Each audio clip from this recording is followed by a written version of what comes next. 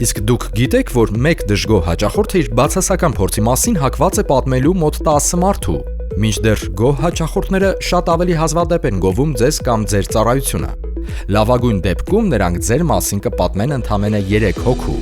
Հենց այս պատճառով յուրաքանչյուր բիզնես պետք է նախ փոքրացնի դժգոհ հաճախորդների թիվը եւ դրանից հետո միայն ձգտի մատուցել այնպիսի բարձրակարգ ծառայություն, որն առաջացնում է վաու էֆեկտ, դառնալով բերնեբերան տարածվող անվճար գովաստ։ Հենց այս հարցերն է կարգավորում NPS-ը, թարգմանաբար հաճախորդների խորհուրդ տալու ցուցանիշը, որը հնարավոր է չափել ավտոմատացված համակարգով։ Չափման միջոցով կարող եք պարզել, թե քանի դժգոհ, քանի չեզոք եւ քանի գոհ հաճախորդ ունի ձեր բիզնեսը։ Եթե ձեր NPS-ը ցածր է, օրինակ ընդամենը 10-ից 20%, սա վկայում է, որ ձեր հաճախորդները դժգոհ են մատուցված ծառայությունից կամ ապրանքի որակից։ Այս դեպքում պետք է անհապաղ միջոցներ ձեռնարկել, քանի որ ռիսկը մեծ է, շուտով կարող եք կորցնել նրանց։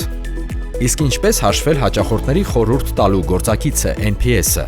Դա հաճախ անում են ավտոմատացված լուծումները, օրինակ CRM համակարգերը, որոնք էլեկտրոնային փոստով հարցաթերթիկներ են ուղարկում կամ ծառայությունից հետո անմիջապես ստանում հաճախորդի գնահատականը։ Այսպիսի մի պարզ հարց է ուղարկում համակարգը հաճախորդին. որքանով է հավանական, որ մեր ծառայությունը խորհուրդ կտաք ձեր ընկերներին 1-ից 10 բալային սանդղակով։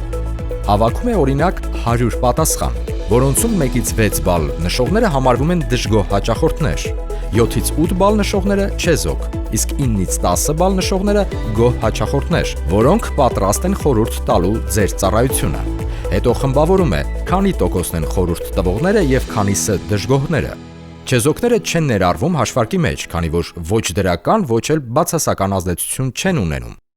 NPS-ը հավասար է խորհուրդ տվողների եւ դժգոհողների տոկոսների տարբերությանը։ NPS-ն օգտակար գործիք է ոչ միայն գոհունակությունը գնահատելու, այլև բիզնեսի աճի հնարավորությունները կանխատեսելու համար։ Կոմո կոդ կառավարեք ձեր բիզնեսը թվերով։